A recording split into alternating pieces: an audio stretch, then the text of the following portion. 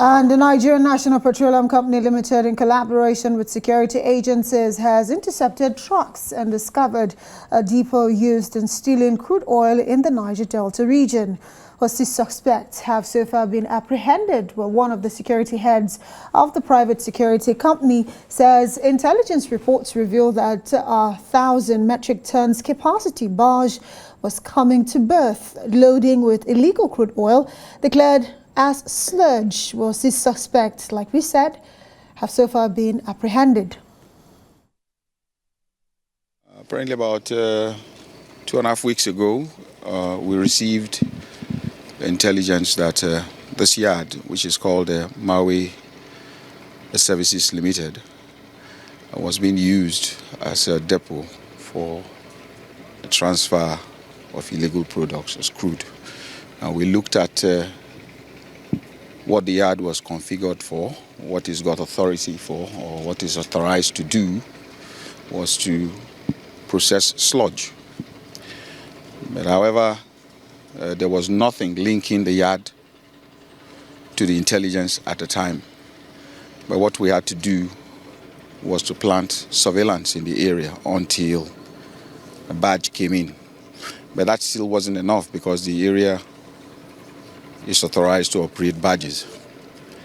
But however, in the coming days saw heightened activities in the area, one of which was a sewage truck was coming into this place and going out.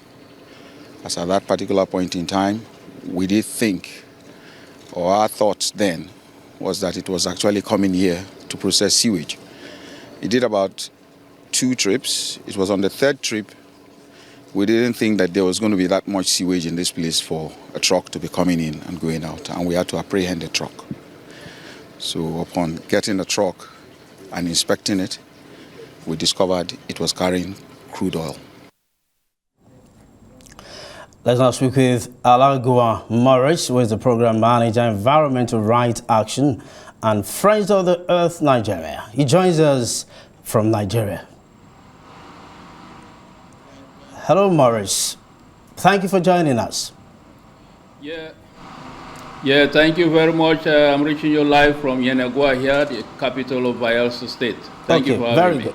Now, the challenge we have at hand also looks like shared disrespect for the environment, and that is eaten deep into the quality of life of the people. What do you make of this? Yeah, keen watchers have observed that life expectancy has been somehow low in the Niger Delta compared to other regions. Experts have even documented that because of the oil industry-induced pollution, gas flaring, oil spills, that the sun sometimes hit the spill up, and then the fumes will go up, people will breathe them in. People are here eating, drinking, and sleeping with crude oil impacted air every now and then. So the life expectancy is really affected in terms of our health and all of that. So it's not new. And that is why we are very much concerned, whether it is man-made oil spills, whether it is equipment failure oil spills, we are very much concerned. Whether it's small or big, all are important to us as an environmental group, especially talking about the Environmental Rights Action, Friends of the Earth Nigeria. So it's a source of concern to us.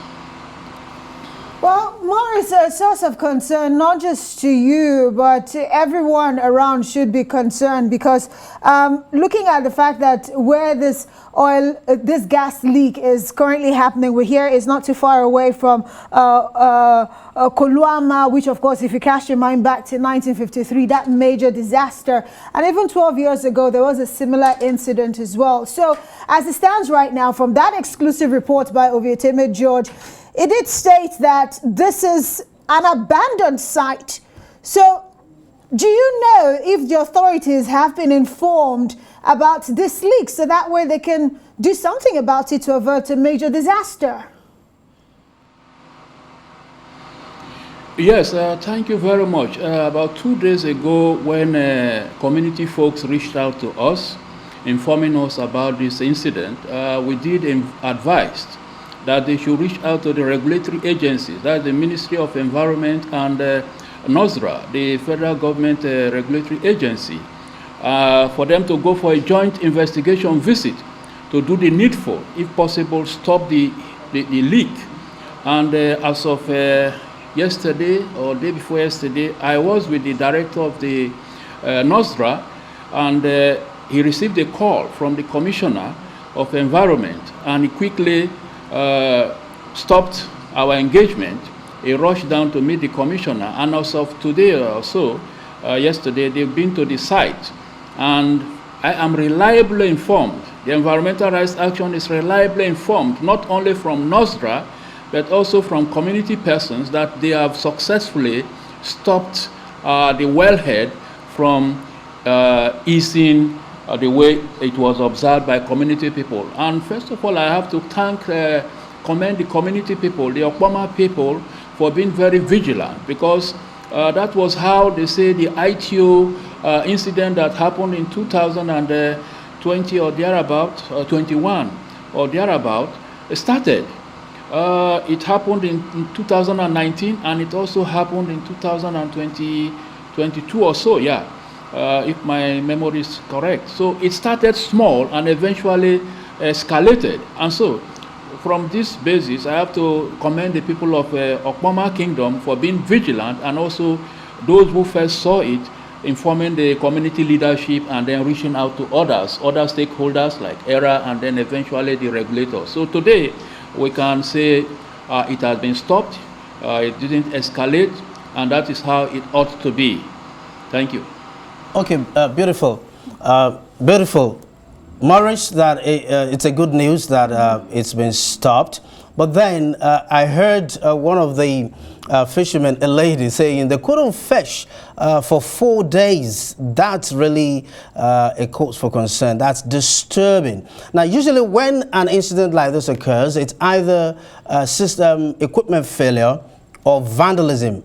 What do you suspect? Because on the one side, it's been stopped. On the other side, it's important to know how to prevent such an occurrence in the future. Yeah, well, we know that the Olobri oil field wellheads that have been abandoned by Shell many years ago do erupt and come up with crude oil from time to time without even anybody tampering with them. I have also covered that area about 3 times or thereabout when oil spill come out from the wellheads.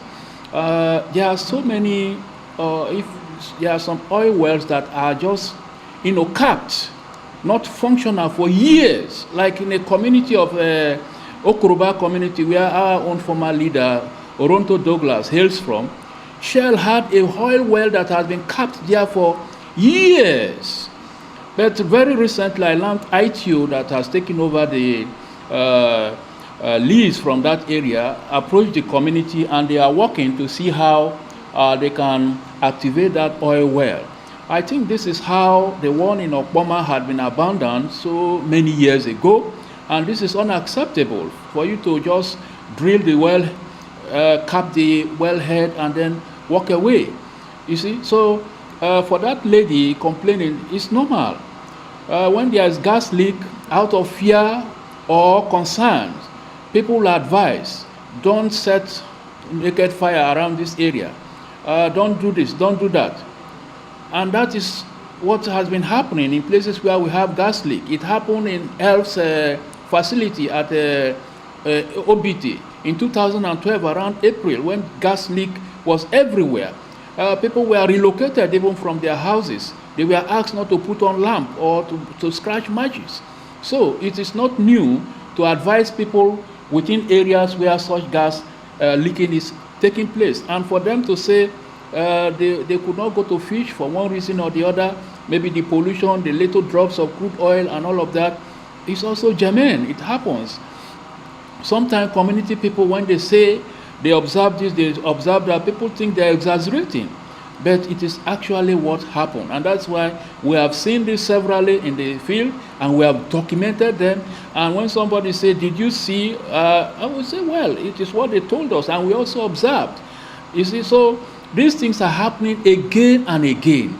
And what has happened in Bendikri, which is a fishing camp, a fishing settlement, I've been there some years ago when there was a major oil spill from Ajib facility in the Ekweku Creek area.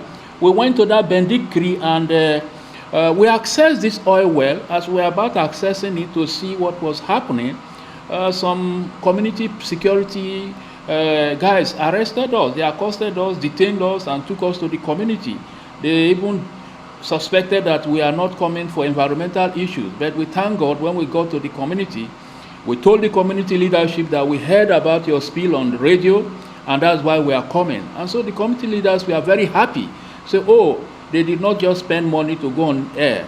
Their effort has paid off. So the community leaders asked them to lead us to the sites of interest. So I know that area very well, and that is a fishing area. And fishing areas are not easy to come by. Locals identify specific locations where they think school of fishes used to inhabit, so that they don't go too far looking for fish.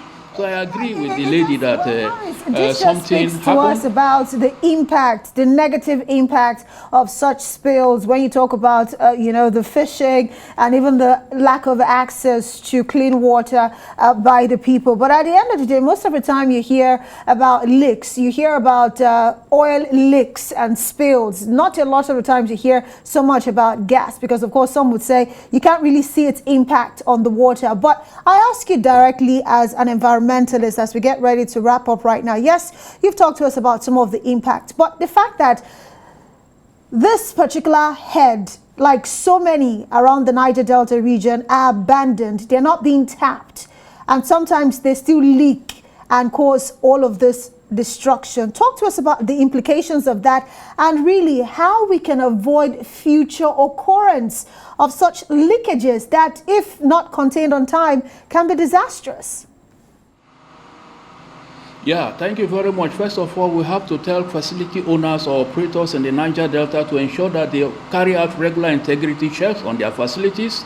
They should not just abandon facility for years like that without coming periodically to check and to maybe do some servicing. Besides that, when there is a leak, natural leak or so, it starts in the form of gas. Even if it is crude oil, it comes first in the form of gas. It comes like that until if the opening becomes bigger and bigger, then you begin to see it in the form of liquid crude oil. So this is not just gas. It is it can be termed gaseous form of crude oil escaping from that facility, though it may be higher in gas content. So this in the environment may also serve give some kind of health implications. It's not every person that is having the same immunity, both in terms of breathing these gases, hydrocarbons. Some may come down with cancer and some other type of diseases, and that the oil that leaks into the water will also chase away fish from the environment. They are very sensitive. Once they perceive crude oil, they will take off. I was in Ogoni sometime with some journalists, and we stumbled on some Ogonis who were turning their canoes upside down, scrubbing the canoe with soap and sponge, trying to remove the crude oil in the body of the canoe. And we asked them why. They say they are doing that to free the canoe from any trace of crude oil, because all that environment is polluted. And if they go with that canoe without cleaning the crude oil to far away places where they go to fish now, fishes will just perceive the crude oil and run away from them. So they are going extra length to ensure that the canoes are properly scrubbed with soap and sponge of crude oil. So these are very sensitive things to the environment. The fishes are very sensitive. They have a good sense of smell that will scare them away from those who are fisher folks. And that will be denial when you talk about the people's means of livelihood. So health-wise, and then in terms of their livelihood, we do not expect this to continue. If it happens, you deny the people their means of livelihood, their use of water, and then their health. So the implications are, in Enormous. three dimensions. Thank you, livelihood, Morris. health, and yeah. So thank you for having me. And I want to say the facility owner should do the utmost to ensure that the Niger Delta is free from these incessant oil spills and Absolutely. gas leaks. Interesting. Thank you very very Good place much. to drop the anchor.